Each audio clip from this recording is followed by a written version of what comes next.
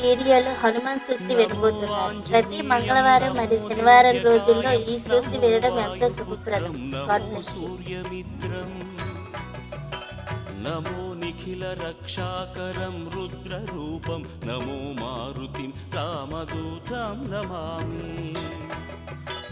నమో వానరేశం నమో దివ్యభాసం నమో వజ్రదేహం నమో బ్రహ్మతేజం.